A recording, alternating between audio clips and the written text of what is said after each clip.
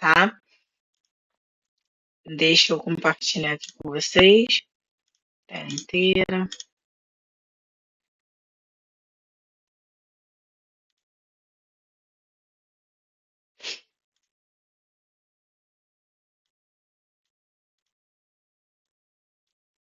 Vou contar aqui.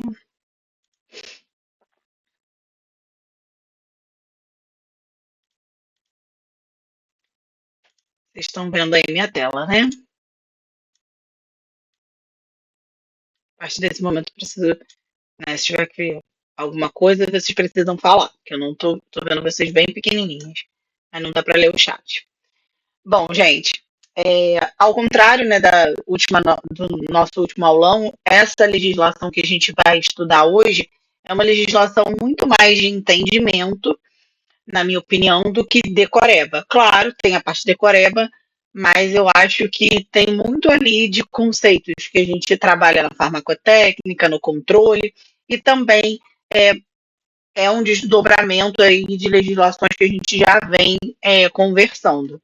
Tá? Então, e é uma legislação que eu considero aí muito importante, que a VUNESP gosta bastante. Então, ela está naquela linha ali da questão dos estudos de equivalência, perfil de dissolução comparativo, tá ligada ali a 742 também, né?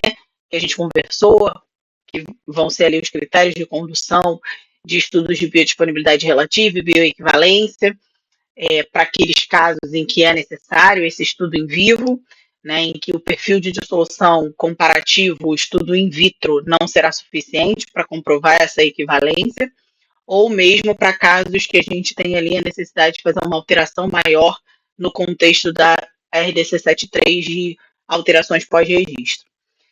E aí a gente hoje, então, fecha esse rol de legislações vendo a 749, que vai dispor justamente daquela exceção, né, dos casos em que a gente não vai precisar fazer o teste em vivo, como prevê lá a 742, podendo, então, isentar desse estudo e realizar apenas o teste lá in vitro de dissolução, que a gente já falou bastante, né, de como é esse teste de perfil de dissolução comparativo e quais os parâmetros que a gente considera para dizer ali que são dois medicamentos são equivalentes, né, tem perfis de dissolução semelhantes, lembrando aí do fator F2, sempre é o fator de semelhança, ou F2 maior do que 50%, que é o que vai me atestar aí ao final a semelhança entre esses dois perfis, né? Tendo em vista que a gente vai ter ali pelo menos 5 concentrações,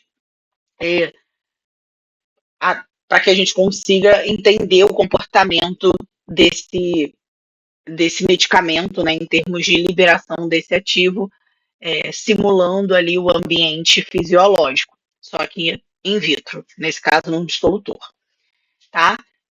E aí, então, vamos falar dessa 749.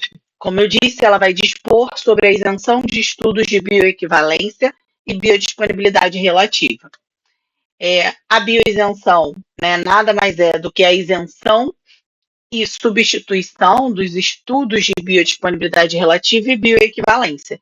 Então, em vez de eu fazer esses estudos que são em vivo, que vão ter que seguir todos aqueles critérios e todos aqueles parâmetros que a gente discutiu na 742, a gente agora parte para um ensaio in vitro, que é muito mais fácil, né, de ser operacionalizado, muito mais barato e muito mais rápido também.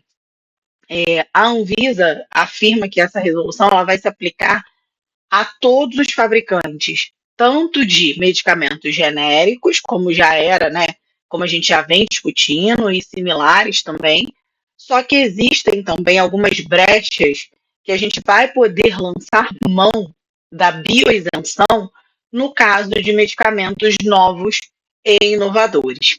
Então, novos são aqueles medicamentos, né, que recém-lançados, normalmente patenteados, por exemplo, referência, e inovadores aqueles que agregam alguma tecnologia, já pode estar no mercado, mas acaba que o fabricante resolve agregar alguma tecnologia que torna, então, esse produto um produto inovador no mercado.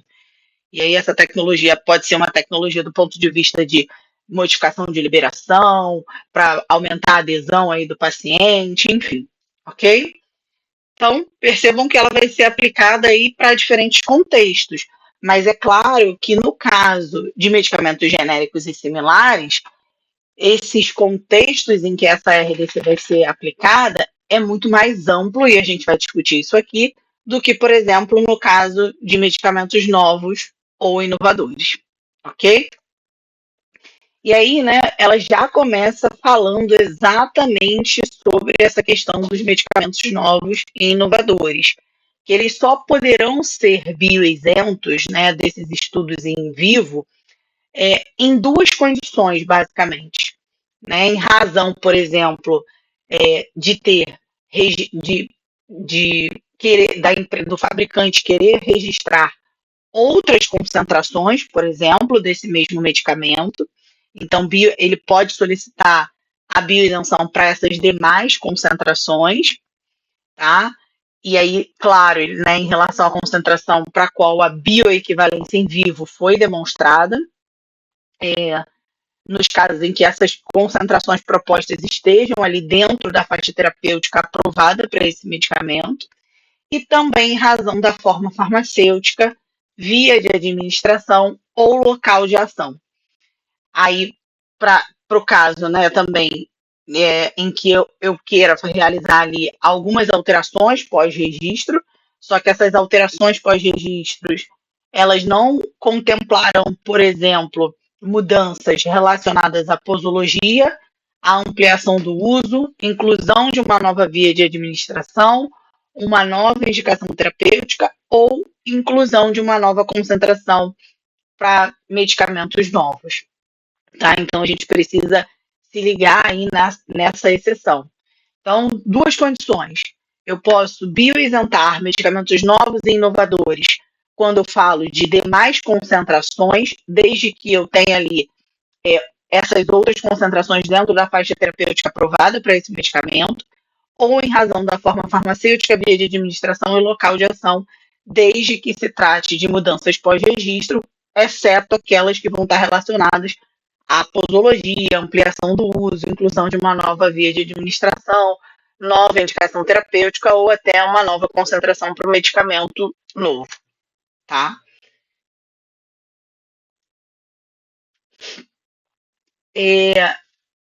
E aí, quando a gente pensa em bioisenção para esses medicamentos novos, né, ou inovadores, em razão da forma farmacêutica e via de administração ou local de ação, a gente vai ter ali algumas coisas que a gente precisa ressaltar, né? Que formas farmacêuticas serão essas bioisentas? Em que condições de vias de administração a gente vai poder bioisentar? Né? Tudo isso ali a legislação vai descrever. Então, primeiro, a gente vai bioisentar soluções aquosas de uso oral, pós ou outras formas farmacêuticas que resultem em soluções aquosas orais antes da administração. E aí, gente, isso aqui não precisa decorar. Por quê? É muito simples. Quando a gente está pensando em num teste de biodisponibilidade, de bioequivalência ou biodisponibilidade relativa, o que a gente está avaliando ali, né, um dos principais fatores que a gente está avaliando é a questão, primeiro, da solubilidade desse fármaco dentro, né, uma vez para que seja liberado dessa forma farmacêutica, né, até porque para que ele seja absorvido, que é o que eu desejo avaliar quando eu faço uma biodisponibilidade, né? Eu estou dosando ali no sangue do meu paciente, por exemplo, a quantidade de fármaco que chega ali, né, na sua forma inalterada, que pressupõe-se ser a sua forma ativa, e que vai me dar ali uma relação de concentração versus tempo, para que eu tenha ali a nossa curva de biodisponibilidade desse medicamento.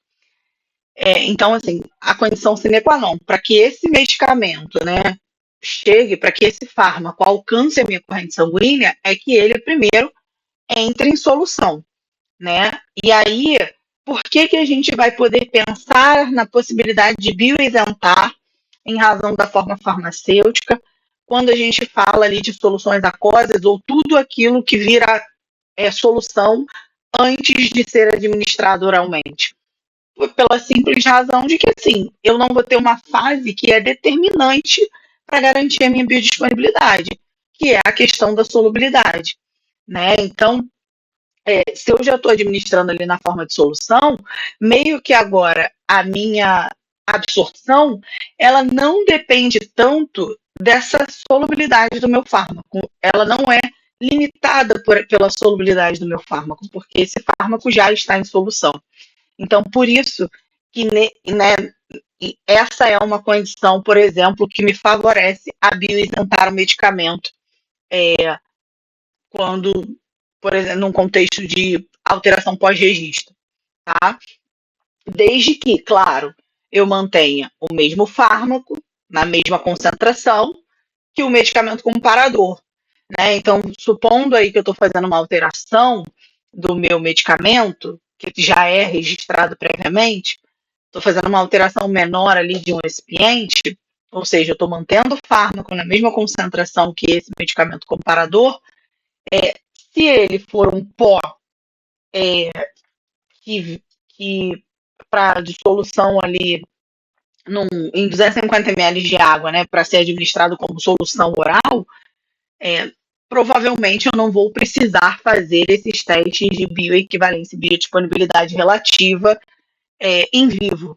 Né? Eu vou simplesmente poder demonstrar essa bioequivalência através de um ensaio de dissolução, de perfil de dissolução comparativo, estudando lá todos aqueles parâmetros que a gente aprendeu no contexto da RDC 31, para dizer que eles são equivalentes farmacêuticos, né, no final. Tanto os parâmetros físico-químicos, como a questão da comparação dos perfis de dissolução do medicamento teste, né, avaliado, que nesse caso é o medicamento que sofreu essa alteração pós-registro, com o medicamento que está ali previamente registrado. Beleza? Além disso, o que eu vou precisar ter? Uma formulação que, do ponto de vista qualitativo, ela seja idêntica em relação a todos os recipientes. E aí, por isso que eu citei um exemplo aqui de uma alteração menor em relação ao recipiente. Que quer dizer o quê? Que se eu tenho ali algum, sei lá, um amido, uma lactose como diluente na minha forma farmacêutica, eu vou precisar continuar tendo a lactose como diluente na minha forma farmacêutica pós alteração ali, né, que vai sofrer alteração e que está tentando ali ser registrada. Entretanto, eu posso ter diferenças quantitativas, né?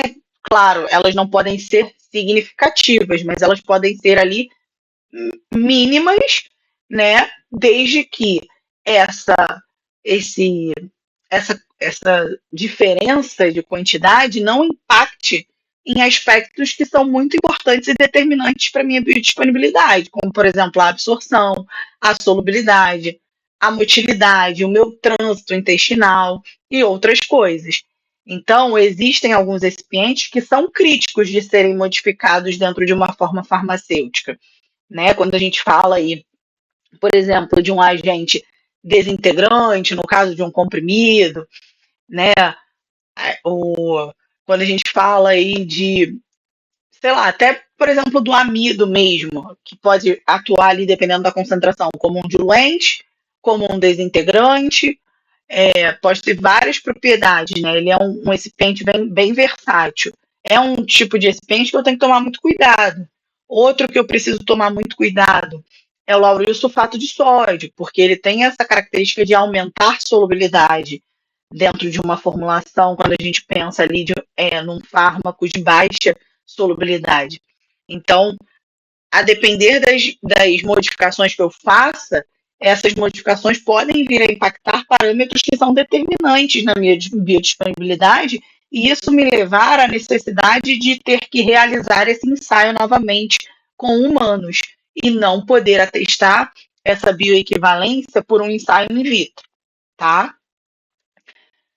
Outra questão também, né, ainda nessa questão de forma farmacêutica. Aí eu botei até aqui um quadro importante, né, porque lá em outro momento nessa legislação, ele vai trazer ali exemplos de alguns recipientes que afetam diretamente essa questão da biodisponibilidade e que, portanto, né, não vão poder ser alvo aí de mudanças, tanto do ponto de vista quali, né, de identidade, como do ponto de vista quantitativo, quando estiverem presentes aí dentro dessas formulações.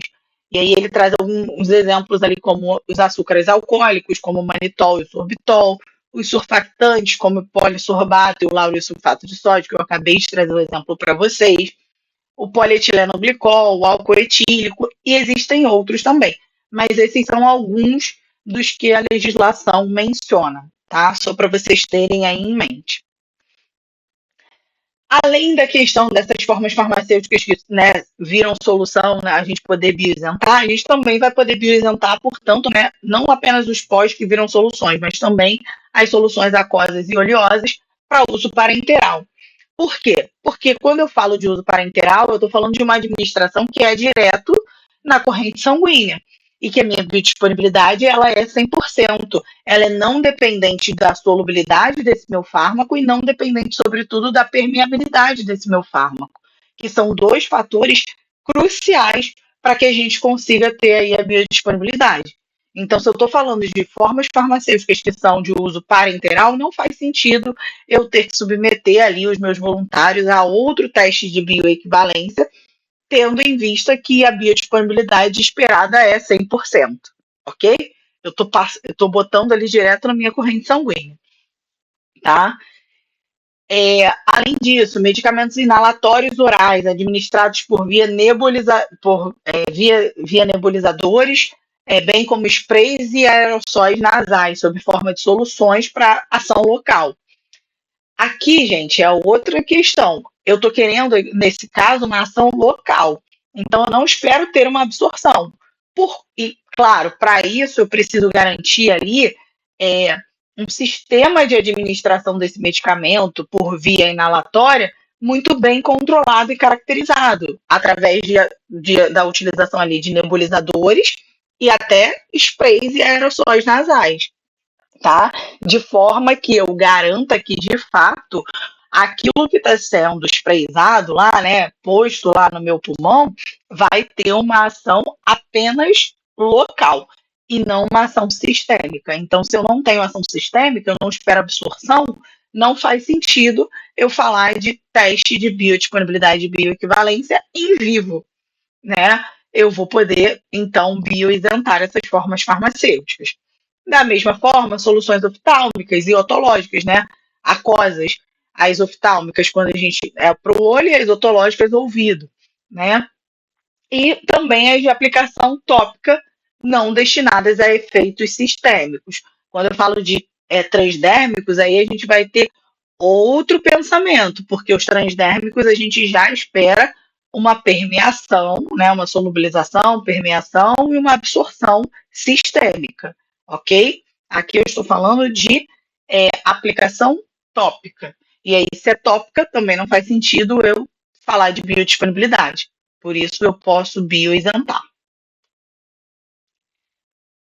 Só que uma condição sine qua non para todas essas formas farmacêuticas candidatas à bioisenção, no contexto de novos, inovadores, genéricos e similares, é a gente garantir lá na RDC 31 primeiro que eles são equivalentes farmacêuticos, que eles atendem aqueles parâmetros físico-químicos descritos nos compêndios oficiais que eu estiver utilizando. Lembrando que eu não posso fazer um pupurri de compêndios oficiais, né? Como diz lá, tipo uma colcha de retalho, como diz lá a RDC 31, eu preciso seguir um compêndio e fazer todos os testes de controle de qualidade baseados nesse compêndio. Caso o método não seja satisfatório para demonstrar o que eu preciso, né, segundo lá os critérios, eu posso desenvolver um método e validar esse método no contexto lá da RDC 166, ok? Então, preciso garantir que vão ser equivalentes farmacêuticos ao medicamento comparador e que a formulação ela vai ser tanto qualitativamente idêntica quanto quantitativamente similar em relação a todos os recipientes que são considerados não críticos.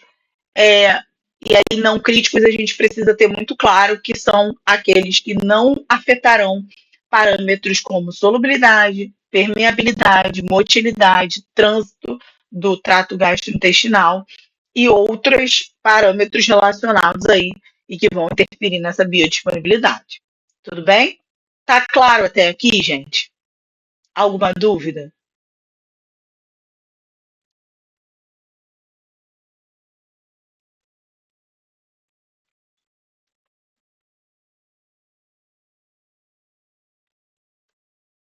Beleza. Agora, a bioisenção em razão da forma farmacêutica, via de administração ou local de ação, ela não se aplica em alguns casos. Eu falei aqui que quando a gente fala de formulações parenterais, não faz sentido a gente falar de biodisponibilidade e de bioequivalência e biodisponibilidade relativa. Só que existe exceção. Toda a regra vai ter uma exceção e é muito importante que vocês tenham isso em mente, porque é justamente o que a VUNESP gosta de pegar. Ainda mais que essa legislação é uma legislação recente, né, mais recentemente incluída no conteúdo programático, porque ela substituiu a antiga 37, e essa é uma das grandes diferenças, né? Mas ela já foi muito explorada por essa banca porque ela gosta. Então, talvez agora ela queira diferenciar um pouco o que ela vem cobrando. Então, atenção a essas exceções. Então, ela não vai se aplicar essa bioisenção no caso de formulações parenterais que a gente tem ali agente complexante do tipo ciclodestrina e seus derivados. E aí vocês devem perguntar, poxa, mas por quê? Né? Ela acabou de falar uma coisa e agora está se contradizendo por conta justamente da ciclodestrina, gente, porque a ciclodestrina ela vai formar ali complexo com esse fármaco. Normalmente a gente encapsula com essa ciclodestrina para poder melhorar uma série de propriedades do fármaco ou para a gente fazer um endereçamento desse fármaco para algum sítio que a gente queira, né? O que a gente chama de vetorização aí de fármacos, que foi muito discutido e que agora a gente já tem até outras estratégias na literatura muito mais novas e menos complicadas do que a ciclodestrina, ou até mesmo para a gente diminuir efeito de primeira passagem, aumentar a absorção, biodisponibilidade, enfim. No caso das parenterais, não faz sentido a gente falar tanto, né, de efeito de primeira passagem, porque, enfim, né, tá ali na corrente sanguínea. Mas, dependendo do fármaco e do sítio que ele vai atuar, ele pode sofrer algum tipo de metabolismo, né, algum tipo de degradação. E a ciclodestrina funciona como um complexo protetor desse fármaco, tá? E aí, por que nesse caso a gente não vai poder bioisentar? Primeiro, porque a ciclodestrina ela pode alterar a disponibilidade do fármaco livre. E além disso, e com isso, modificar características farmacocinéticas desse fármaco, porque o que acontece quando a gente tem ali os complexos, né, com ciclodestrina? A gente vai ter um equilíbrio, é meio que uma reação química. Nem todo, não, 100% do fármaco vai estar ligado à ciclodestrina? Não. Na verdade, a gente vai ter parte desse fármaco livre, parte ligado. E aí fica sempre ali num equilíbrio, né? Tentando liga, desliga, de forma que quando desliga, chega no sítio de ação, vai ter atividade. E, né, aí o deslocamento, o equilíbrio químico é deslocado mais para poder formar mais fármaco livre, né? E assim vai.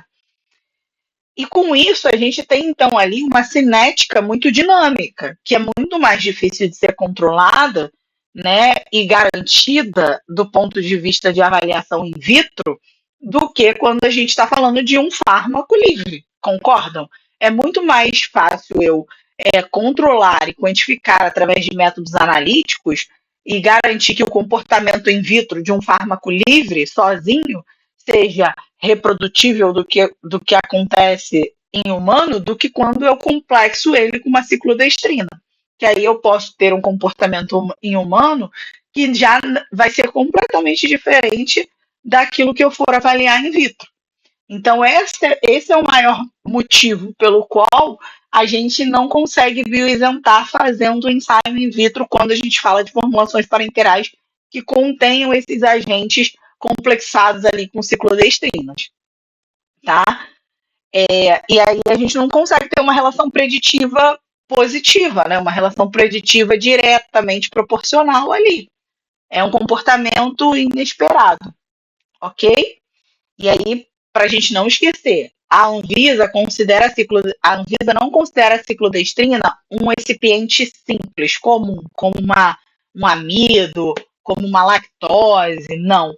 Ela considera a ciclodestrina crítica, justamente por conta dessas questões que eu estou falando para vocês, que a legislação não traz, mas que eu acho que é fundamental, né, para que a gente tenha um entendimento e não só decore. Ah, beleza, parenterais complexadas com ciclodestrina e seus derivados, beleza, isso aqui não pode ser bioisento. A gente já tem tanta coisa para decorar que eu acho que se a gente puder entender, estabelecer um racional por detrás, fica mais fácil, né, na hora de uma prova.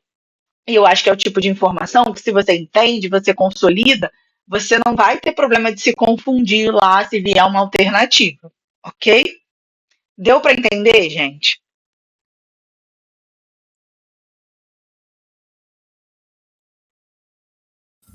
Deu sim. Beleza. Então vamos continuar.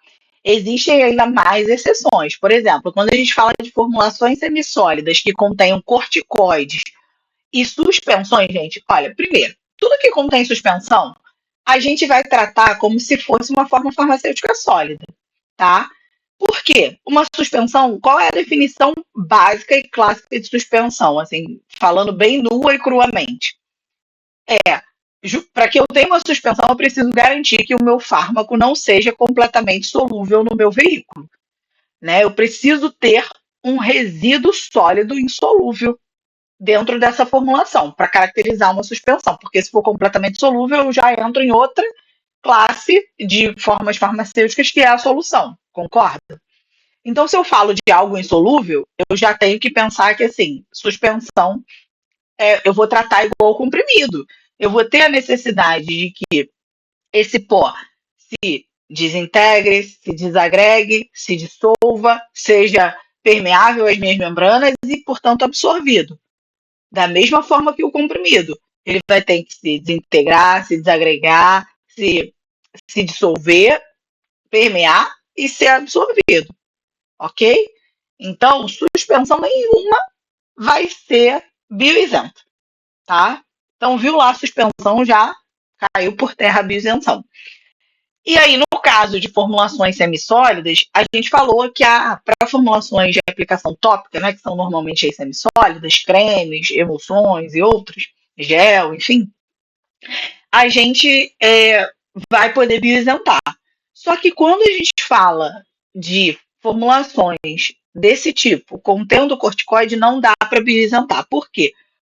Justamente por conta do corticoide. Porque o corticoide, ele é um fármaco, né? É uma classe de fármacos aí que tem estreito índice terapêutico, uma série de reações adversas relacionadas ao uso dele, né? E que eventualmente podem ali ter efeitos sistêmicos quando absorvidos. Então, eles são muito críticos. E aí, por conta disso, é que a Anvisa não aceita um ensaio in vitro para garantir essa bioequivalência. Ela vai querer que você faça em humanos para poder demonstrar ali essa bioequivalência e biodisponibilidade relativa, tá? E aí, pequenas diferenças ali numa formulação, né, no caso aí dessas formulações semissólidas contendo corticoides, podem alterar a permeação, a liberação e, consequentemente, fazer com que esse corticoide deixe de ter apenas um efeito local e passe a ter um efeito sistêmico. Então, por isso é crítico, porque ela já permite que você tenha pequenas diferenças quantitativas, né? Não qualitativas em termos de recipientes. Porém, para essa classe de fármacos, quando a gente fala dessas pequenas diferenças, a gente já tem risco ali associado devido ao estreito índice terapêutico e todos os efeitos adversos, efeitos adversos envolvidos e descritos em literaturas do uso contínuo e sistêmico dessa classe, faz com que a Anvisa seja um pouco mais conservadora. Então, o rigor para o registro, né, de um corticoide tópico, ele vai ser alto. E por conta disso, ele é uma exceção à regra. E as suspensões, né, sejam oftálmicas ou otológicas, ou qualquer suspensão até oral, elas vão ser exceções à regras, porque elas têm que ser tratadas como comprimidos, tá? E aí a gente pode até isentar, desde que se encaixe lá por outra razão, não em razão da forma farmacêutica, mas, por exemplo, em razão da alta solubilidade e alta permeabilidade desse fármaco por conta do sistema, de acordo com o sistema de classificação biofarmacêutico, ok? Isso é um motivo, mas não é uma bioisenção em razão da forma farmacêutica, porque pela forma farmacêutica a gente deveria avaliar em vivo, ok? E além disso, medicamentos aerossóis inalatórios orais administrados via dispositivos não pressurizados. Por isso que lá, quando eu falei dos nebulizadores, aerossóis, eu frisei que a gente precisava ter um dispositivo bem caracterizado para controle de dose, né? Porque aqueles dispositivos que a gente não tiver, aquelas formas farmacêuticas que a gente não tiver um dispositivo adequado ali para controle de dose, a gente não vai poder bioisentar. E além disso, quando essa forma farmacêutica se tratar de uma suspensão, a mesma coisa, a gente não vai poder bioisentar. Porque aí a gente depende também de mecanismos ali que estão intimamente envolvidos e são limitantes para a etapa de absorção. Ok? Então, quando a gente estiver ali pós para inalação, suspensões para inalação, esquece. A gente não pode bioisentar, tá? Então, é ter atenção. E aí, por quê? Porque o desempenho não depende apenas da composição, mas vai depender do tamanho dessa partícula, do dispositivo que eu estou utilizando para administrar. E o tamanho da partícula, por quê? Porque a depender do tamanho da partícula, a gente precisa lembrar da farmacotécnica. Quando a gente fala de spray nasais, formas inalatórias, né, formas farmacêuticas de inalação, elas são controladas. Na verdade, o tamanho de partícula controla a velocidade de sedimentação e faz com que elas, então, sejam depositadas no trato respiratório superior ou inferior, ou até lá, né, nos alvéolos, na parte mais baixa do pulmão, de modo a promover até um efeito sistêmico, que às vezes a gente busca com essa forma farmacêutica administrada por via inalatória, né? É possível eu querer desenhar um medicamento com essa finalidade. Só que percebam que, assim, são parâmetros muito sensíveis, né? É um parâmetro, tipo, tamanho de partícula, ele vai definir aí a forma de depósito dessa formulação e, consequentemente, os desdobramentos em relação à ação local ou sistêmica, tá? Então, por isso, a Anvisa não vai aceitar. E duas formulações com a mesma quantidade de fármaco, eu garantir ali que eu tenha o mesmo fármaco, com os mesmos recipientes, não quer dizer, no caso dessas formas farmacêuticas inalatórias, que elas vão agir da mesma forma, elas terão o mesmo perfil de biodisponibilidade. Por quê? Porque se uma tiver tamanho de partícula diferente do tamanho da outra, uma pode ser absorvida sistemicamente e a outra não, tá? Então, percebam que as condições que a Anvisa descreve para bioisentar em razão da forma farmacêutica não são suficientes, no caso dessas exceções, para garantir perfis de biodisponibilidade que a gente observa em humano reprodutíveis nas condições in vitro. E por isso essas todas são exceções. E aí um bisu é que em medicamentos inalatórios o dispositivo ele faz parte do desempenho terapêutico, ele é fundamental, né, inclusive. para isso. Além, é claro, de tamanho dessa partícula, outras características dessa forma farmacêutica que vão estar ali envolvidas, intimamente envolvidas, e vão até ser utilizadas e moduladas de acordo com o objetivo ali do pesquisador, do formulador, do desenvolvedor lá na indústria. Tudo bem? Tá claro, gente? Fechamos aí a bioisenção em razão da forma farmacêutica, né, da via de administração e local de ação. Vimos todas as possibilidades e vimos as exceções e entendemos ali por que essas exceções estão ali, né? Agora a gente vai falar da bioisenção para as demais concentrações, que é uma possibilidade da gente isentar também os medicamentos novos e inovadores, né? A gente falou que a gente podia bioisentar medicamentos novos e inovadores em razão ali das demais, de haver ali outras concentrações desse mesmo medicamento, desde que estivesse na faixa terapêutica estudada e aprovada ali para aquela indicação terapêutica. E aí também existem ali algumas coisas que a gente precisa ter em mente. É para qualquer um que eu vou bioisentar? Não, eu vou poder usar isso, né? Essa bioisenção no contexto de novos e inovadores, genéricos e similares, para medicamentos de liberação imediata, né? No caso de medicamentos de liberação imediata, eles terão que ter a mesma forma farmacêutica. Então, se eu estou falando de um comprimido de liberação imediata, esse é o meu comparador, o meu teste, né, o que eu desejo registrar, seja um genérico, um similar, seja uma alteração pós-registro, seja um medicamento inovador, seja um medicamento novo, ele vai ter que também ser um comprimido. E, além disso, as formulações precisam ser proporcionais. A gente já vai entender o que é ser uma formulação proporcional. Né? O próprio nome já diz, mas a gente também, né, vai falar aqui o que é isso. Além disso, né, quando eu falo ali de medicamentos de liberação retardada ou prolongada, e aí a gente precisa lembrar, né, medicamentos de liberação modificada é o termo mais amplo para todos esses que têm uma liberação diferente daquela que é a liberação imediata, né? Aí a gente tem que pensar, a liberação retardada, como o próprio nome diz, normalmente são aquelas formas farmacêuticas que têm ali algum recipiente, algum revestimento, que trazem essa propriedade de gastroresistência, né? E aí a gente pode até usar alguns polímeros para isso, para poder dar essa propriedade. Então elas não vão se desintegrar, se desagregar, se dissolver ali no meio ácido. Inclusive por isso, para essas formas, a gente vai ter condições especiais lá para estudar esse perfil de dissolução, né? Inclusive quando forem bioisentas,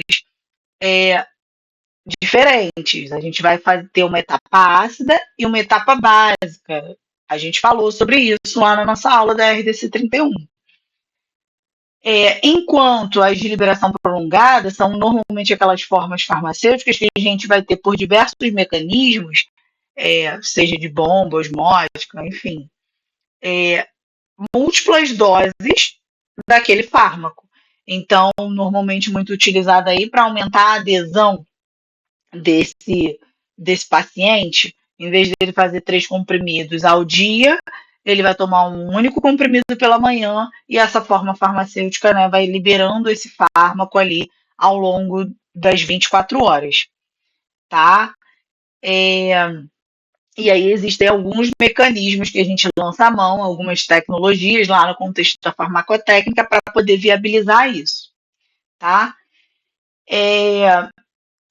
E aí, no caso desses medicamentos de liberação retardada ou prolongada, a gente vai ter que ter, né, para bioisentar, a mesma forma farmacêutica, o mesmo mecanismo de liberação desse fármaco, da forma farmacêutica, formulações proporcionais, e elas precisam ser produzidas no mesmo endereço, ok?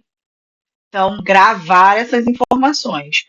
Para bioisentar genérico, similar, inovador ou novo, em razão de demais concentrações para um medicamento de liberação imediata, eu preciso ter mesma forma farmacêutica e formulações proporcionais. No caso de medicamentos de liberação modificada, né, sendo ela retardada ou prolongada, eu vou ter que ter ali a mesma forma farmacêutica, o mesmo mecanismo de liberação, formulações proporcionais e terão que ter sido produzidas no mesmo endereço. Lembrando que essa questão ali de bioisenção não vai se aplicar a medicamentos estéreis de liberação modificada. Então, quando eu falo de estéreis de liberação modificada, mesmo que eu tenha a mesma forma farmacêutica, o mesmo mecanismo de liberação, formulações proporcionais e são produzidos no mesmo endereço, eu não vou poder bioisentar, ok? Porque os estéreis também é outra produção crítica, né? Seja a produção lá com esterilização por esterilização final, seja a produção de forma asséptica, né, em ambiente completamente estéril, do início ao fim, são muito críticas, né? Seja só fazendo a esterilização terminal, seja garantindo que toda a minha área limpa atende ali os critérios de esterilidade. Então, por conta disso, né, por ser uma forma farmacêutica bem sensível, tanto do ponto de vista de produção, quanto do ponto de vista também da aplicação em humano, a gente não vai, né, nunca bioisentar em razão aí de demais concentrações. Mesmo que eu tenha outras concentrações desse medicamento estéreo, eu terei que fazer o teste em vivo, tá? E aí a legislação vai falar ali, ó, o requerente deve comprovar a semelhança entre as diferentes concentrações através de teste de desempenho in vitro comparativo, né, quando atender aquelas condições que a gente acabou de falar. Demonstrar a proporcionalidade entre as formulações e a linearidade da farmacocinética. Gente, a proporcionalidade é ter ali os recipientes, né? Por exemplo, se eu tenho um comprimido de 100 miligramas e a minha dosagem, né, que eu estou querendo demonstrar ali, bioisentar é de 50, o que eu espero é que eu tenha ali praticamente a metade, né, de todos os recipientes, inclusive do meu ativo, nesse comprimido de menor miligramagem, que é o de 50. Então, ser uma formulação proporcional significa eu manter uma proporcionalidade em relação a essa formulação mãe, que é ali normalmente o comprimido de maior miligramagem.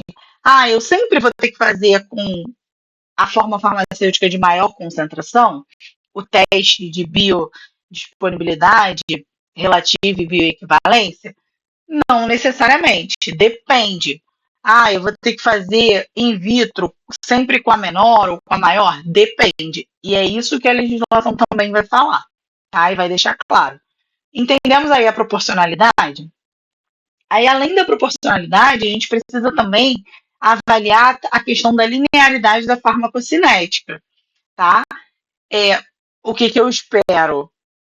Que o mesmo comportamento que eu vejo ali para minha formulação de 100 miligramas, no caso do comprimido que eu dei o exemplo, seja reproduzido ali no de 50 miligramas, salvas as proporções, porque eu estou com uma dose, né, que é metade da dose de 100 miligramas, tá?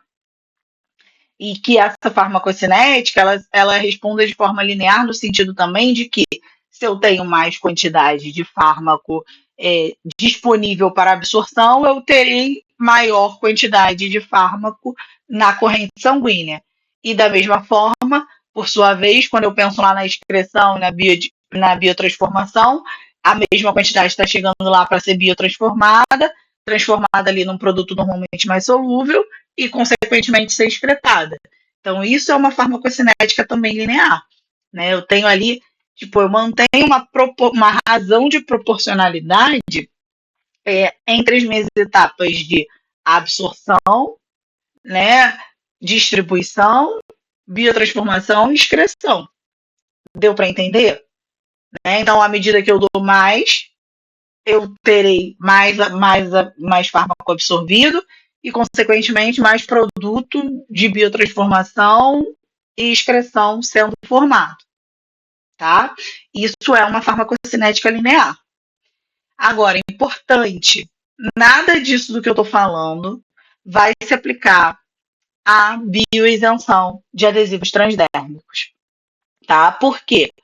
No caso de adesivos transdérmicos, a gente está falando de uma absorção sistêmica e que é dependente de vários outros fatores, que não apenas a solubilidade do fármaco e a permeabilidade através das nossas membranas, mas que vai depender, por exemplo, do dispositivo que o meu adesivo é formado, da tecnologia que tem por detrás desse adesivo, da membrana controladora desse adesivo para a liberação desse fármaco e vários outros fatores da farmacotécnica ali envolvida nessa forma farmacêutica.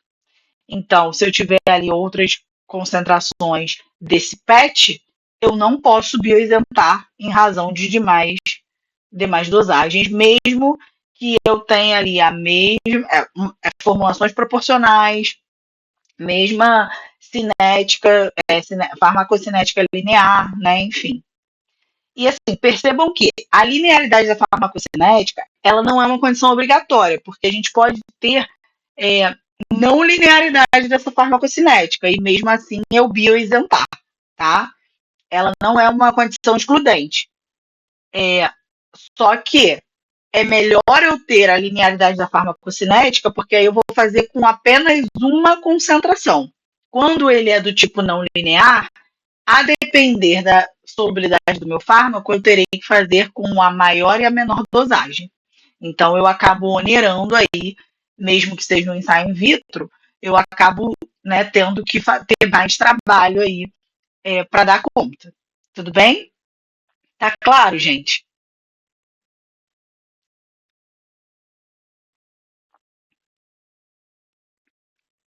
E aí, para adesivos transdérmicos, né, que apresentem concentrações diferentes, o estudo farmacocinético ele vai poder ser feito com a maior concentração, sendo as demais bioisentas, né? A legislação é fogo, porque ela sempre traz o que pode e uma exceção. Essa daqui é o tempo todo assim, né? E aí, qual é a exceção, a regra lá, né, do que a gente falou? Em regra geral, transdérmicos não podem, mas quando a composição qualitativa dos adesivos for a mesma nas diferentes concentrações, eu vou poder. E além disso, né, também quando as concentrações forem proporcionais em relação à área superficial efetiva do adesivo, podendo a menor concentração ser considerada como uma área parcial da maior concentração. E as formulações, né, tem que apresentar ali perfis de liberação de solução semelhante. Então, ter lá o F2 in vitro, né? E aí, para esse caso, eu só vou fazer, nesse caso de transdérmico que atenda a todos esses requisitos, eu vou fazer só com a maior concentração. Agora, a utilização de uma menor concentração pode ser justificada, tá? Eu posso querer fazer com a menor concentração, desde que eu justifique para a Anvisa em base bem, considerando, sobretudo, a segurança dos pacientes participantes da pesquisa. Tá? Isso é um argumento para que eu queira fazer com a menor dosagem e não com a maior, que é o que recomenda. Porque o que a Anvisa normalmente vai pedir, gente? É sempre o pior caso, né? Eu faço ali o meu ensaio de bioequivalência com a minha maior concentração e bioisento normalmente as menores, porque eu espero que as menores, respeitadas todas essas condições que a gente comentou aqui, elas, né, reproduzam ali em menor escala aquilo que a concentração master ali reproduziu em humano. Então, elas teoricamente são mais seguras, né? Não vão me causar toxicidade, porque se fosse para causar toxicidade, quem poderia causar, né, seria ali a de maior concentração, é o esperado, ok? Então, normalmente, o pior caso vai ser sempre fazer com a maior concentração. E como os transdérmicos já são, né, para que a gente consiga bioisentar em razão das demais dosagens, já é complicado, a Anvisa já prevê que vai ter que fazer com a maior. Tá? Se você quiser fazer com a menor, você vai ter que justificar muito bem por que você está fazendo com a menor e me convencer de que, apesar de você estar fazendo com a menor, a sua maior dosagem que você quer bioisentar ela tem um perfil de segurança ok, tá? Então não é comum, beleza? Mas tá lá escrito. Além disso, né? Aí vamos falar aqui, então a gente abriu um parênteses para falar dessa coisa do transdérmico, que é uma exceção. Normalmente, né, a gente não poderia bioisentar em razão dessas demais dosagens, né, em razão da forma farmacêutica que a gente já discutiu, mas no caso das demais dosagens, se respeitado tudo aquilo que a gente acabou de falar, a gente vai poder bioisentar os transdérmicos. Fechamos esse parêntese. E a gente volta, então, para discutir aquelas condições lá que a gente falou dos medicamentos de liberação imediata e de liberação modificada, que vão poder ser bioisentos quando a gente tiver ali proporcionalidade, vamos ter que a proporcionalidade das formulações, vamos ter que avaliar ali a farmacocinética, a linearidade dessa farmacocinética para entender se a gente vai fazer com a maior ou menor dosagem ou com as duas. Então, no caso de uma farmacocinética linear, o estudo de biodisponibilidade relativa e bioequivalência deverá ser realizado com a forma farmacêutica de maior dosagem, devendo ser tecnicamente justificados os casos que não for possível utilizar a maior dosagem no estudo. Então, tem uma farmacocinética linear, né? Eu respondo ali daquela forma que eu falei para vocês, aumentei a concentração, vejo um aumento de absorção, um aumento de excreção, enfim. Então, beleza, eu vou fazer com a maior dosagem o teste de bioequivalência e biodisponibilidade e vou bioisentar as demais, né? Se for de liberação imediata, formulações proporcionais, né? Aquilo que a gente viu. Formulações proporcionais, mesma forma farmacêutica. Se for de liberação prolongada ou retardada, além de formulações proporcionais, mesma forma farmacêutica, mesmo mecanismo de liberação, tem que ter, e também ser produzidas no mesmo endereço. Beleza? Aí eu só faço com a maior dosagem e as demais eu biisento. Faço o teste in vitro. Agora, no caso da farmacocinética não linear, eu vou ter aí duas possibilidades, mas eu acho que é melhor. Deixa eu ver quanto tempo a gente tem aqui. 4 minutos, tá? Então vamos tentar falar esse slide aqui. No caso da farmacocinética não linear, o que vai acontecer? O estudo de biodisponibilidade relativa e bioequivalência ele vai ser realizado com a forma farmacêutica de maior dosagem quando o aumento da dose resultar em um aumento desproporcionalmente maior nos parâmetros área sob a curva e concentração máxima, indicando saturação da biotransformação do fármaco. Vamos traduzir isso. O que quer dizer isso? Vamos supor, eu estou administrando ali um comprimido. Quando eu aumento a concentração desse comprimido, né, desse fármaco ali, o que eu espero? Ver na curva de biodisponibilidade, né, que eu estou fazendo em vivo.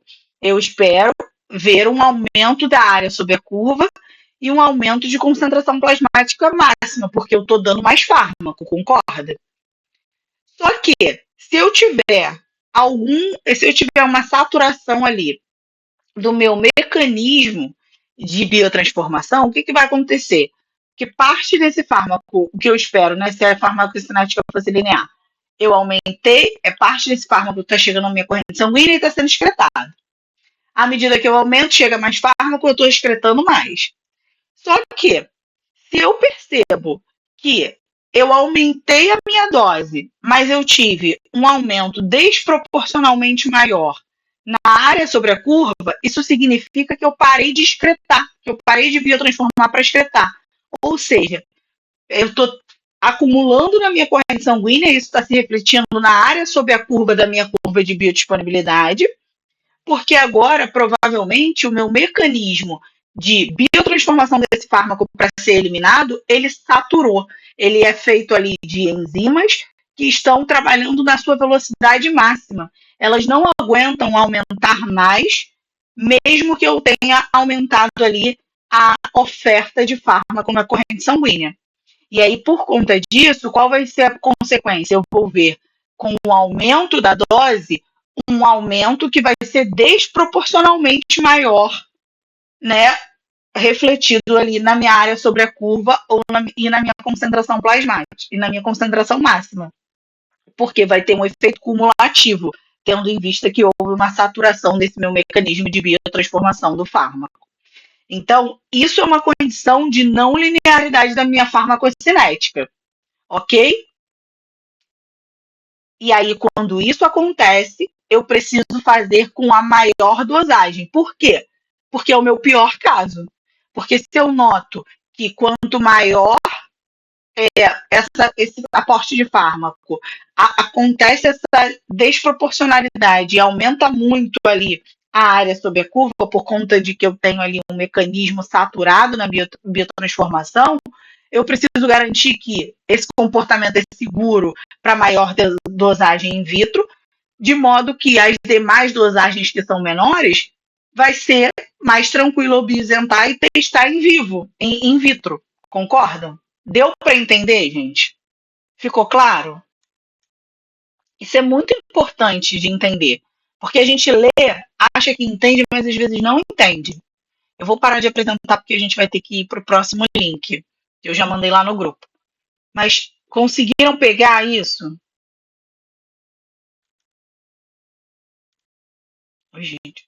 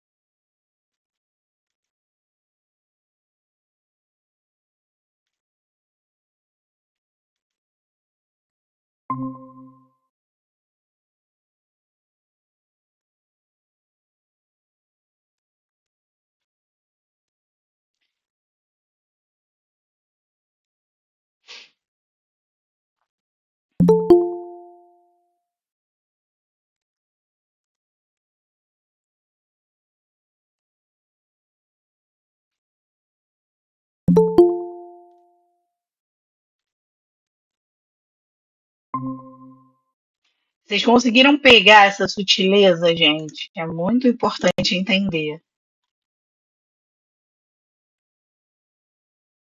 Beleza. Tá todo mundo aceito, não? Eu acho que não.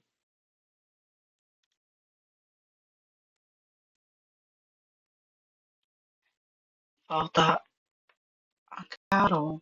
Deixa eu ver se ela volta. Então, assim, esse é um fenômeno que pode acontecer. Esse é um fenômeno que pode acontecer para justificar uma não linearidade da farmacocinética, mas não é uma condição que vai excluir a possibilidade de eu bioisentar as demais dosagens, né? Só que eu vou ter a necessidade de fazer com a minha maior dose, que vai ser ali o meu pior caso, que eu vou ter ali uma grande concentração, um aumento desproporcional refletido ali na minha corrente sanguínea, tendo em vista a saturação do meu sistema de biotransformação, que provavelmente está acontecendo para tornar ali aquele fármaco mais solúvel e ser excretado. Tudo bem? Mas não é só essa condição que pode acontecer, tá? A gente também pode, por exemplo, né, e tem ali a outra possibilidade, da gente não ter uma farmacocinética linear, em razão, e aí a gente, nesse caso, né, vai ter que fazer com a menor dosagem, e a gente observar o seguinte, que com o aumento da dose, né, o aumento na dose vai resultar em um aumento desproporcionalmente menor agora nos parâmetros área sobre a curva e concentração máxima, ocasionado provavelmente agora não por uma saturação na excreção e na biotransformação para excretar, mas agora por uma limitação na absorção ou mesmo na solubilidade do meu fármaco. E aí, nesse caso, né, quando é um problema de absorção, né, então eu estou ali com uma dose, eu não noto um aumento, com o aumento da dose, eu noto um aumento desproporcionalmente menor na área sobre a curva. Então, eu aumento a dose, eu aumento um pouquinho essa área sobre a curva. Mas esse aumento ele é desproporcional, só que para baixo. Por quê? O meu limitante agora podem ser mecanismos que estão envolvidos na minha absorção. Ou seja, esse fármaco é absorvido por um transporte ativo e as minhas enzimas, os meus transportadores ficaram saturados, ou por um simporter, enfim, né, mecanismos diversos que vão estar atravancando essa absorção, de modo que a gente tem ali um comprometimento. E, consequentemente, observe na curva de biodisponibilidade um aumento desproporcionalmente menor. Nesse caso, a gente faz com a menor dosagem, tá? Só que essa questão também de notar um aumento desproporcionalmente menor na área sob a curva aí, ser máximo, pode se dar por conta de limitação na solubilidade desse fármaco. E aí, quando a gente fala de limitação na solubilidade do fármaco, a Anvisa vai dizer para a gente que a gente vai ter que fazer tanto com a maior dosagem como com a menor dosagem. Seria o nosso pior caso, que a gente vai ter mais trabalho. Então, a gente vai ter que fazer a bioequivalência e biodisponibilidade in vitro com a maior e menor dosagem, e aquelas intermediárias elas ficam bioisentas se comprovadas a equivalência farmacêutica lá na RDC 31 e perfil de dissolução comparativo semelhante, pelo F2 da 31. Tudo bem? Então, são algumas possibilidades. Farmacocinética linear, eu faço com a maior dosagem. Não linear, eu vou ter que avaliar. Se com o aumento da dose acontece um aumento desproporcionalmente maior, devido a uma saturação no mecanismo de biotransformação, então eu farei com a maior dosagem. Agora, se eu noto com o aumento da dose um aumento desproporcionalmente menor, eu vou fazer com a menor dosagem, desde que haja uma limitação em mecanismos envolvidos na absorção. E não se dê por conta, né, essa falta de linearidade da farmacocinética não seja por conta da questão relacionada à solubilidade do meu fármaco. Porque se for motivada pela solubilidade do meu fármaco, aí eu precisarei fazer tanto com a maior como com a menor dosagem. Tá claro?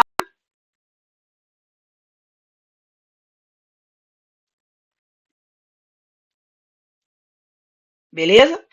Dá para decorar, né? Maior, maior, desproporcionalmente maior, faz com a maior. Desproporcionalmente menor, se for absorção, faz com a menor. Se for solubilidade, maior e menor. E a farmacocinética linear, sempre com a maior. Ok? E aí ele traz agora aqui, né, que eu falei das formulações proporcionais rápido, mas aqui na legislação ele vai trazer exatamente o que são consideradas formulações proporcionais, né? O que elas precisam atender. Todos os componentes da formulação ela tem que estar exatamente na mesma proporção em todas as diferentes concentrações, que foi aquilo que eu falei. De um comprimido de 100, outro de 50. A razão entre os recipientes e o peso total da formulação tem que estar dentro de limites, né? Se não for possível manter essa proporcionalidade bonitinha, eu pelo menos preciso garantir que a razão entre recipientes e o peso total da formulação esteja dentro de limites considerados como alteração moderada de recipientes lá no contexto da RDC 73, de alteração pós-registro. Além disso, para fármacos de alta potência, em que a quantidade do fármaco na formulação é inferior a 5% do peso do comprimido ou do peso do conteúdo da cápsula, o peso total da forma farmacêutica deve permanecer dentro de mais ou menos 10% do peso da formulação usada no estudo de biodisponibilidade relativa e bioequivalência. E a alteração entre as concentrações somente pode ser obtida pela alteração da quantidade do fármaco e do diluente. Então, percebam que o conceito de proporcionalidade ele é um pouco mais amplo do que a princípio a gente falaria, né? Porque é óbvio que a gente pensa em proporção mesmo, como eu dei o exemplo aqui para vocês antes. Mas a RDC ela flexibiliza um pouco. né? Então, por exemplo, para casos que eu tenha ali alteração moderada de recipientes, que se encaixar ali dentro dos limites de alteração moderada, e eu mantenho a razão de recipientes e o peso total, isso vai ser considerado proporcional.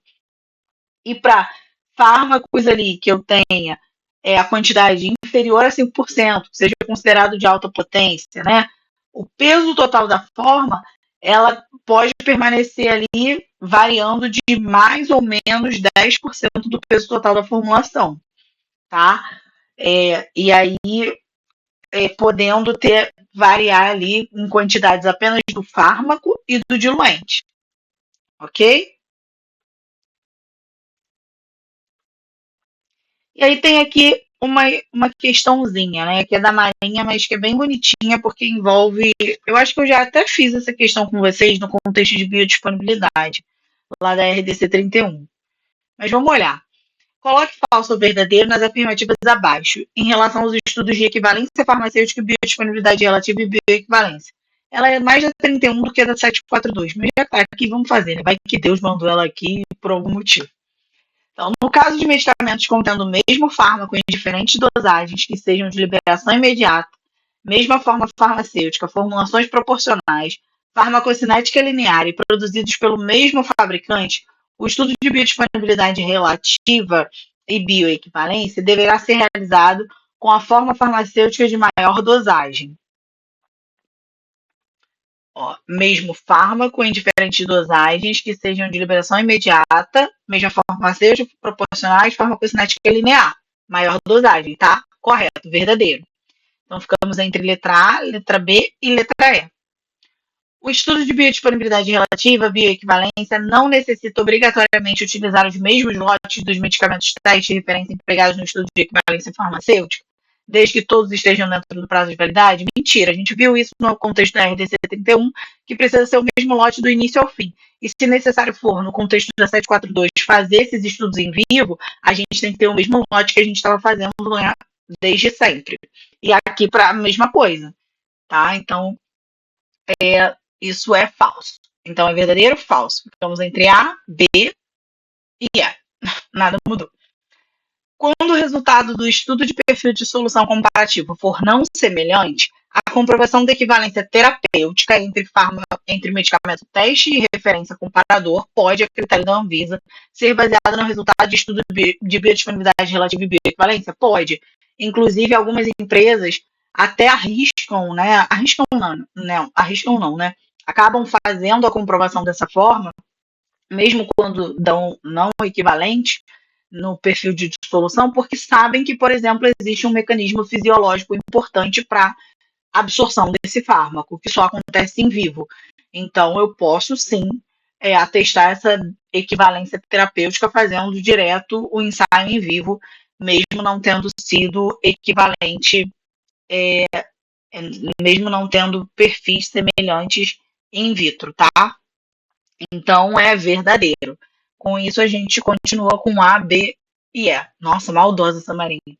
Os ensaios de controle microbiológico não são realizados na equivalência farmacêutica? Falso, né? A gente pode, inclusive, realizar eles a depender ali do que a gente, da forma farmacêutica, do medicamento que a gente esteja estudando. Então, falso. Ficamos entre A. Agora a gente resolveu, né? É letra A. Peraí. Letra A.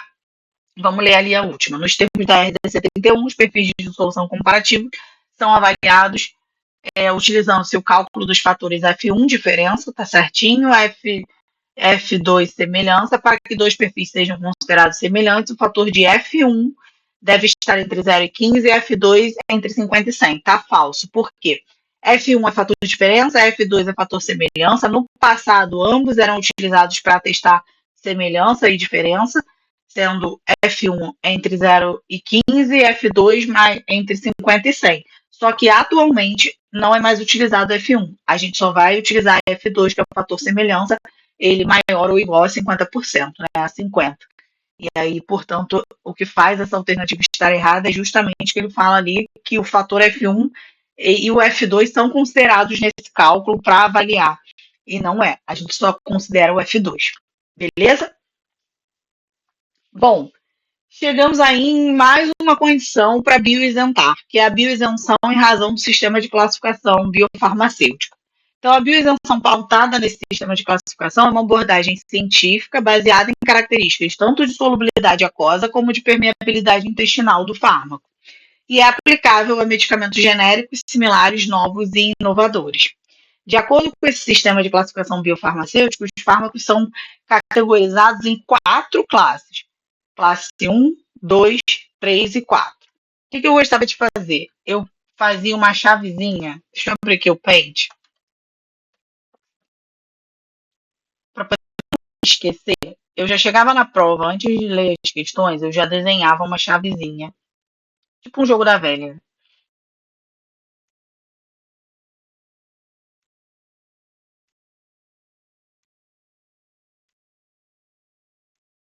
Aqui.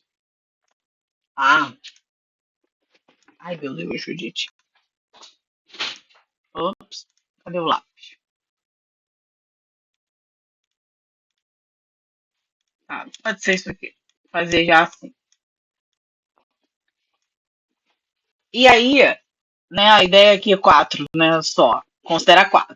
Eu botava classe 1, classe 2, classe 3, classe 4. Vai ser bravo. E aí eu já meio que fazia o seguinte. Classe, aqui, alta, botava uma setinha aqui pra cima, alta. Ai, gente, ó, não vai dar. Eu depois desenho e mando pra vocês. Mas assim, já botava uma setinha. Para classe 1, alta, alta, considerando alta solubilidade e alta permeabilidade. Aí a classe 2 já era baixa solubilidade, alta permeabilidade, a 3 alta, baixa, e aí uma ia ser ao contrário da outra. Mas depois eu explico a lógica, porque eu não vou conseguir desenhar aqui. E a gente vai mais perder tempo do que eu ser resolutiva. E aí desenho, gravo um videozinho e mando lá no, na nossa conversa lá, no nosso grupo. Para vocês já chegarem e fazerem isso na prova. Porque quando a gente começa a ler, a gente acaba se confundindo. E é a intenção da questão. Então, certamente vai ter alguma coisa relacionada a isso, seja no contexto de farmacotécnica, seja no contexto de legislação. Então, é bom vocês já chegarem e desenharem. Tem determinadas coisas que são decorebas que eu já chegava psicografando assim na prova para não dar a oportunidade de eu esquecer ou me confundir lendo a questão. E essa é uma delas. Então, classe 1, alta, alta, alta solubilidade, alta permeabilidade é o melhor caso. Tá? Classe 2 é um caso crítico, é baixa solubilidade, então é brabo, né? E alta permeabilidade. A classe 3 é alta solubilidade, então é melhor do que a classe 2, ela fica ali intermediário, tá? Alta solubilidade e baixa permeabilidade. E a classe 4, que é o pior, é o lixo, assim, baixo e baixo. É ruim solubilidade, é ruim permeabilidade, tá? E aí, assim, questões como essa aqui, a Bonesp gosta, né? Que parece boba, mas não é. E quando você lê, se você não tiver o rascunho lá, você pode ler e se confundir. O que é alto, o que é baixo, quem é quem, tá? Então, 2 é sempre baixa solubilidade. Então, alta já tá fora. Classe 5 nem existe, é 1, 2, 3 e 4. Classe 1, insolúvel. Não, a classe 1 é tudo alto. Alta solubilidade e alta permeabilidade. A classe 3, baixa solubilidade e alta permeabilidade. Não, a classe 3 é alta solubilidade e baixa permeabilidade. Classe 4 é tudo péssimo. Baixo, baixo. Baixa solubilidade, baixa permeabilidade. A resposta é a letra E. Tá?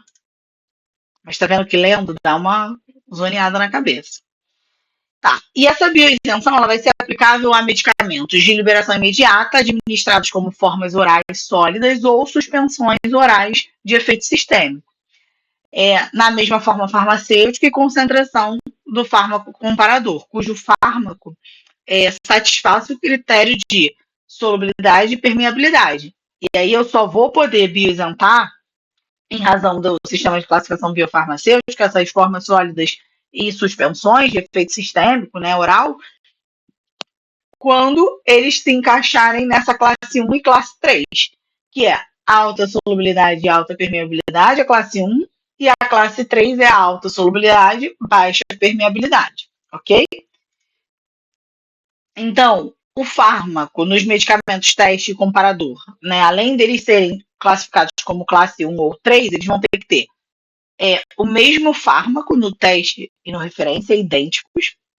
O medicamento teste conter éster, éter, isômero, mistura isomérica, complexo ou derivado do fármaco, diferente do contido no medicamento comparador, uma vez que essas diferenças podem levar a diferenças na biodisponibilidade não dedutíveis por meio de experimentos usados no contexto da bioisenção. Então, ele não vai poder conter, ele tem que ser idêntico e não pode ser um sal, um éster diferente, por essa razão, né? Porque essas diferenças vão causar impacto que a gente não é capaz de deduzir na biodisponibilidade, tá? E, além disso, profármacos podem ser considerados para bioisenção pelo sistema de classificação biofarmacêutico quando são absorvidos como profármacos, ok?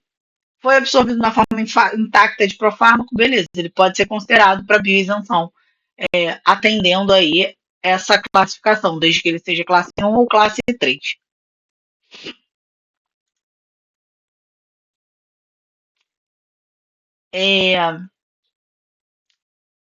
Fármacos, né, que vão ser ali elegíveis, né, para essa bioisenção, então. Eles vão ter que ter alta solubilidade, seja ele com baixa ou alta permeabilidade, né? Alta permeabilidade classe 1, baixa permeabilidade classe 3. Para isso, né, a gente vai ter que avaliar essa alta solubilidade, e aí a gente precisa lembrar do conceito de alta solubilidade, o que é um fármaco altamente solúvel, que a gente viu lá no contexto da 31, e que, né, é muito falado também aí.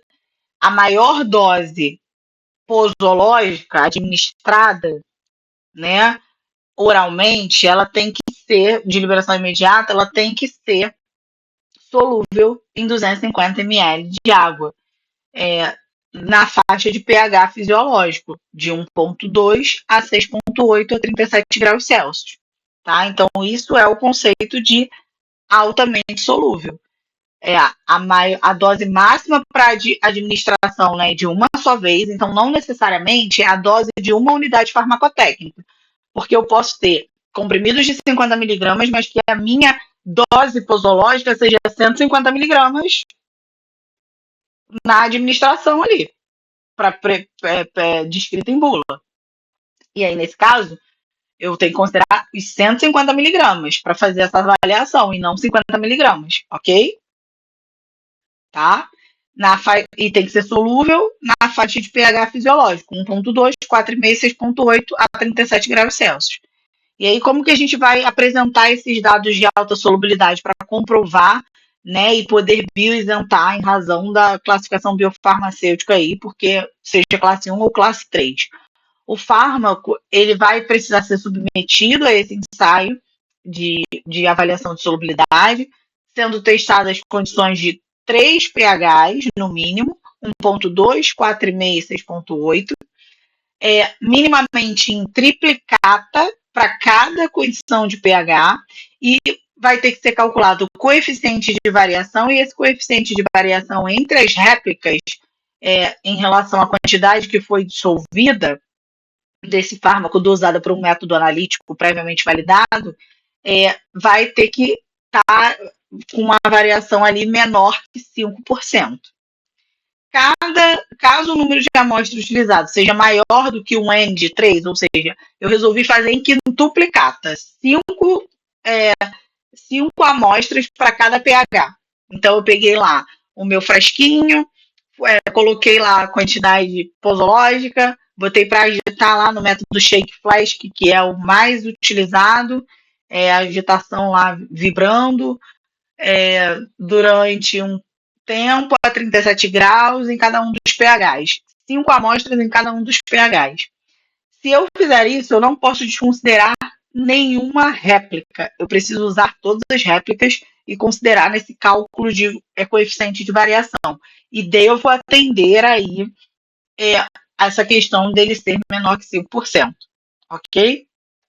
Não posso descartar nenhuma, porque se eu descartar alguma, eu posso estar manipulando esse resultado. É o entendimento da Anvisa, tá?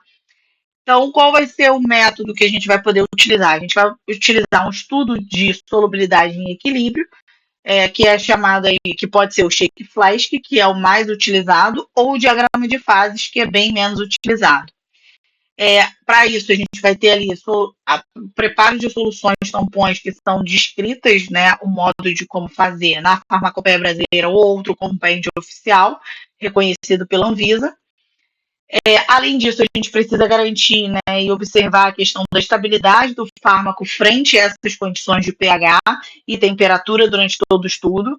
Então, a gente sempre fazer ali uma avaliação, porque a gente vai estar dosando ali para um método analítico, provavelmente uma cromatografia líquida, que é o mais comum. A gente vai retirar uma alíquota e vai dosar nessa alíquota a quantidade de fármaco contra uma curva de calibração que a gente vai ter lá de um SQR, né, de uma substância química de referência lá do nosso laboratório, seja ela farmacopeica ou não nesse caso. E aí a gente vai estabelecer ali o teor, né, a quantidade que foi dissolvida, tá?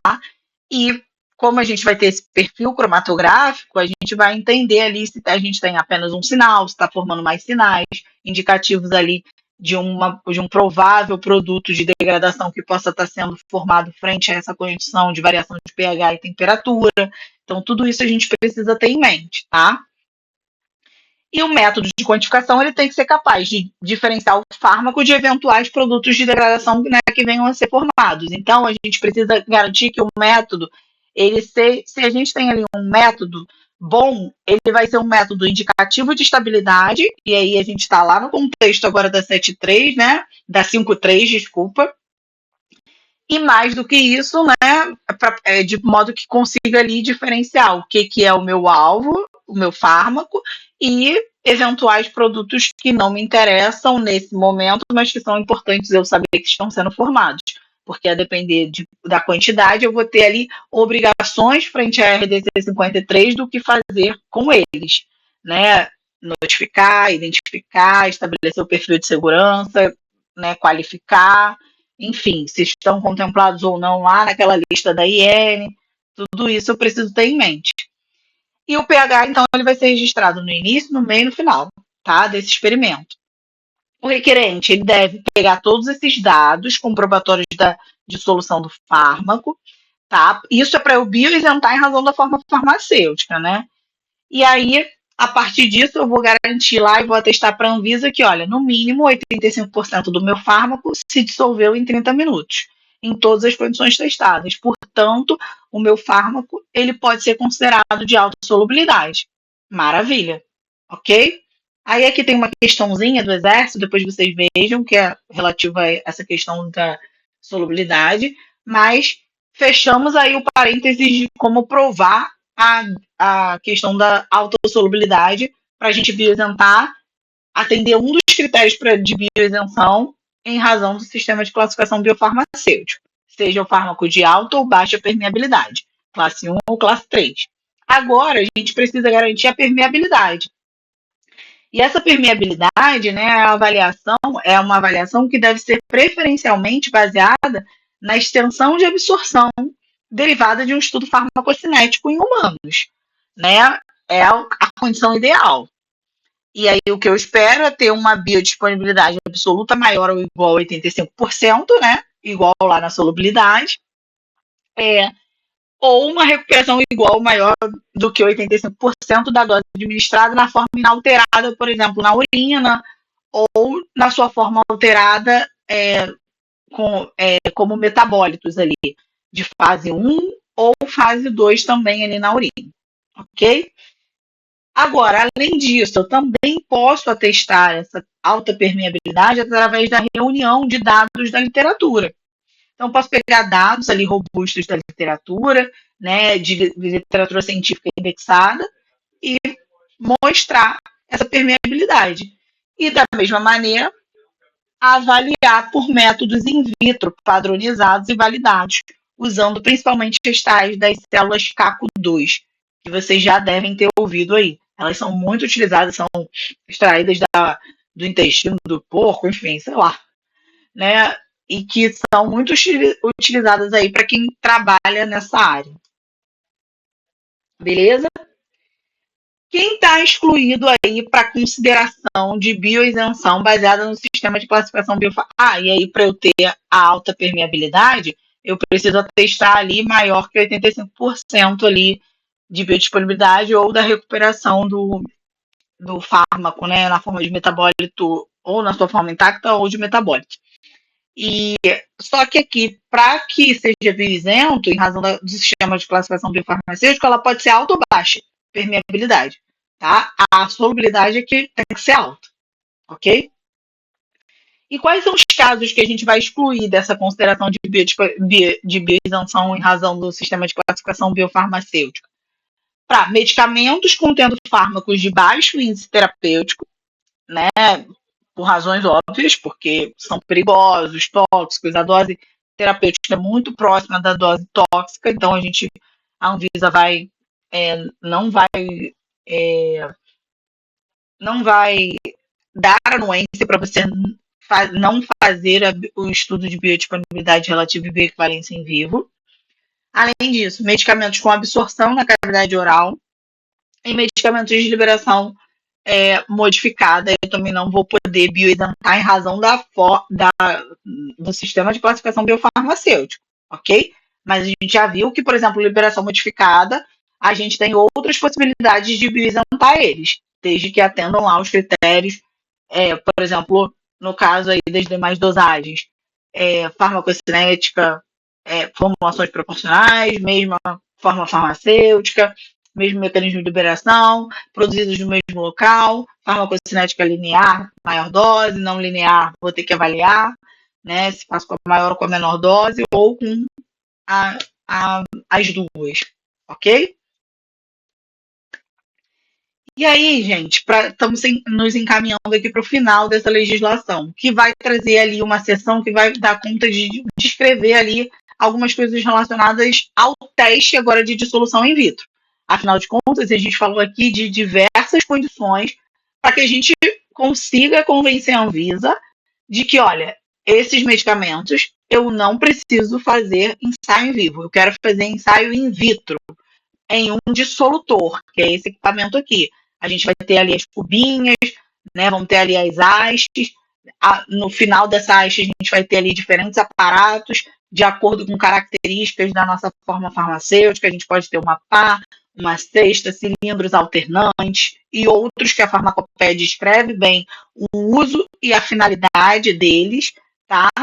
Inclusive, ela menciona aparato 1, aparato 2, aparato 3. É bom ter essas correlações de número com o fulano e a função dos fulanos, tá?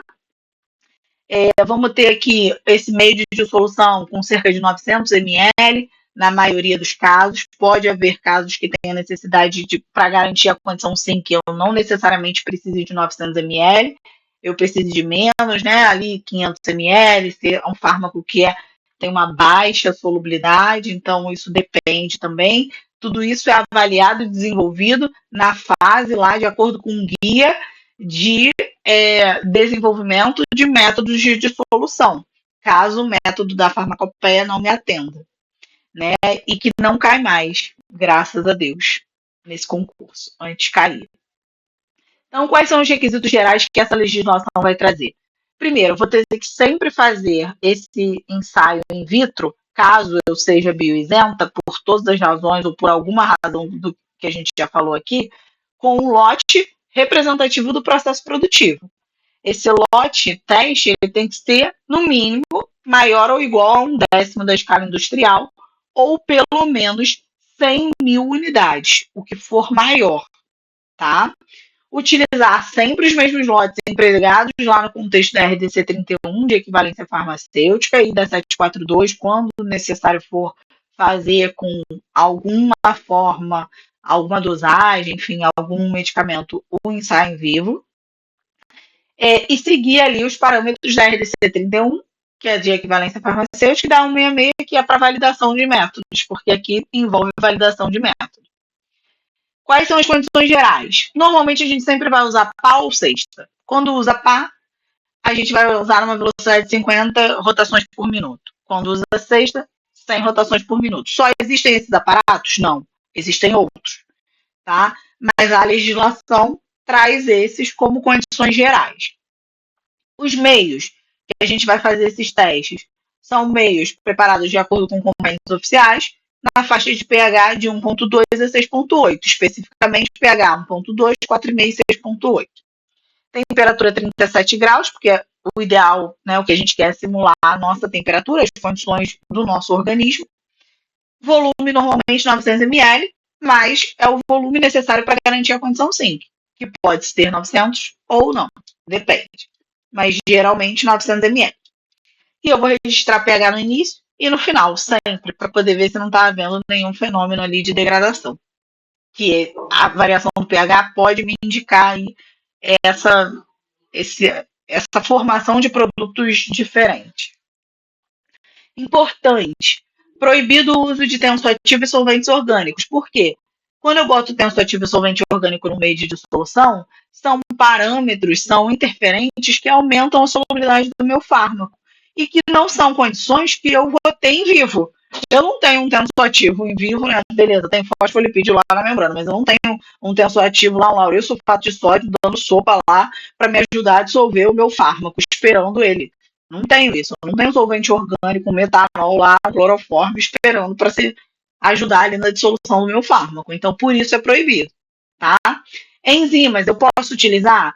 Posso, para cápsulas ou quando eu tiver revestimentos ali de gelatina, que são capazes de formar ligações que atrapalham a liberação do meu fármaco. Esses invólucros, quando a gente está no meio in vitro, como a gente só tem ali a água, né, num pH que tenta fingir que é o nosso, acaba que ela pode, por si só, não dar conta de desfazer completamente esse invólucro, sobretudo quando esse invólucro é de gelatina. E aí formam esses cross-linkings, que são essas ligações. E aí, por isso, quando isso acontece, a gente pode lançar mão de colocar enzimas nesse meio, porque a gente tem enzimas, né, fisiologicamente ali, e simular, então, essa dissolução in vitro, ok? E outra coisa que é permitido, quando a gente tem problemas de cone, que é sedimentação de partes ali do meu... É como se os pedacinhos ali desagregados do meu comprimido, da minha forma farmacêutica, eles formam um cone mesmo, né? Eles ficam em suspensão ali no formato de um cone que acaba dificultando essa dissolução e solubilização completa do meu fármaco. Então, quando isso acontece, o que eu posso fazer? Aumentar a rotação, utilizar sexta e aumentar ali a rotação para 100 RPM, que a princípio eu utilizaria 50. Ou eu posso usar o que a gente chama de sneakers, de sinkers, que são esses dispositivos aqui. Normalmente, né, esse coning é muito comum acontecer com formas farmacêuticas que são de baixa densidade, porque elas tendem a flutuar mais do que molhar e, de fato, solubilizar. E aí, para isso, a gente bota essas formas farmacêuticas, esses comprimidos, essas cápsulas, dentro desses dispositivos, né, que são hastes metálicas, para que faça um peso e essa forma farmacêutica vá para o fundo, de modo que, então, o aparato cumpra ali a função dele, né, da movimentação, na velocidade, e a gente consiga mimetizar melhor o que acontece no organismo humano, tá? Deu para entender? A gente bota a cápsula aqui dentro ou bota aqui, ó, tá? Aí pode. A cesta também é um mecanismo para essas formas que flutuam e tem baixa densidade, para evitar o coning, porque a cesta vai confinar essa forma farmacêutica dentro daquele espaço. E aí, com isso, ela vai ficar flutuando num ambiente menor, né? E mais submerso dentro do meu líquido, tá?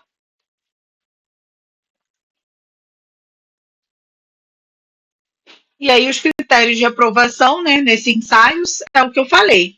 Para classe 1, de solução muito rápida, 85% em 15 minutos, rápida, 85% em 30 minutos, tem que haver similaridade entre os perfis através do fator F2. Para a classe 3, obrigatoriamente tem que ter uma dissolução muito rápida, visto que a permeabilidade já não é tão boa, tá? Então, 85% em 15 minutos. Não basta dissolução rápida, tem que ser muito rápida, porque a gente já tem o limitante da permeabilidade. E aí, para que seja bioisentos classe 3, ele tem que ter essa questão de 85% em 15 minutos. Beleza? Quando a gente fala de associações em dose fixa, ou seja, a gente tem dois fármacos associados numa forma farmacêutica, para que eu consiga bioisentar, eu vou ter que garantir, né, pelo sistema de classificação biofarmacêutico, que é o mais comum aí para esses casos, eu vou ter que garantir que todos os fármacos em associação cumpram os critérios isolados. Então, se eu tenho, eu vou ter que avaliar se cada fármaco que eles, segundo o sistema de classificação biofarmacêutico, eles são classificados como classe 1 ou classe 3. E aí, se forem, beleza, se todo mundo for classe 1, eu vou seguir os critérios da classe 1. Dissolução pode ser rápida ou muito rápida, e os perfis semelhantes por F2. Se for todo mundo classe 3, eu vou ter que ter uma dissolução muito rápida e os perfis semelhantes, né? Agora, se for um classe 1 e o outro classe 3, cada fármaco vai seguir a sua respectiva classe e a sua respectiva regra, tá? Agora, mais de uma concentração. A bioisenção, né, se eu tiver essas associações com mais de uma concentração, a bioisenção deve ser demonstrada para cada concentração. Cada um deve apresentar similaridade de perfil de dissolução em relação ao comparador, tá? E aí aqui é só um bisuzinho para vocês. Isso, ADF, associação em dose fixa, e aqui multiconcentração, tá? E lembrar ali que a classe 3 é mais rigorosa porque tem baixa permeabilidade. Gente, alguma dúvida?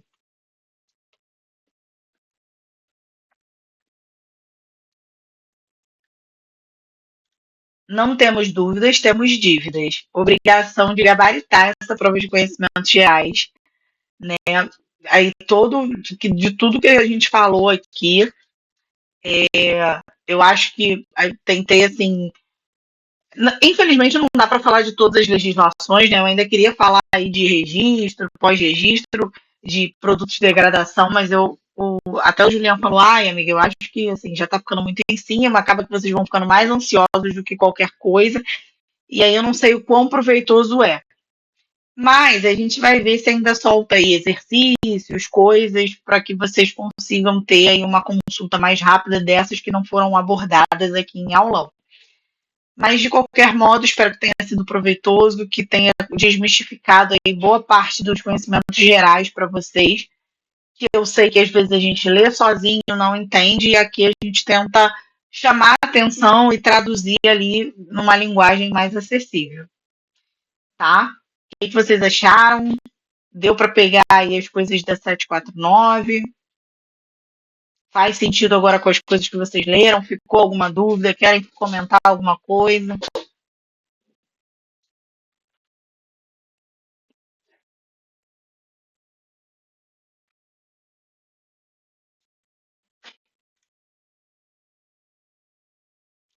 Beleza, todo mundo assinando. Beleza, galera. Então, a gente fica por aqui.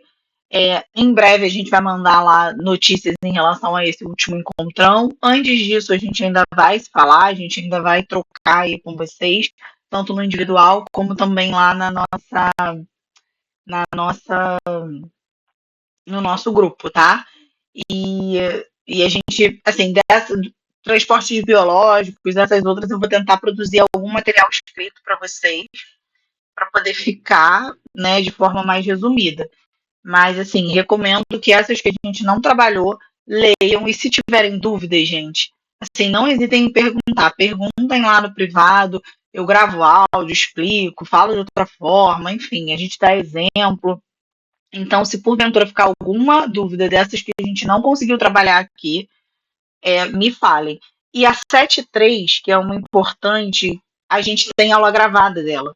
Então, vejam lá no nosso canal do YouTube, porque já tem coisa dela gravada. E aí, ela não está tão detalhada como esses alunos que a gente fez agora, mas eu acho que já dá um norte ali bom para que vocês consigam perceber o que é de mais importante da 73, tá? Beleza, meninas, muito obrigada por terem ficado até agora aqui comigo. Um beijo para vocês, boa noite, bom descanso.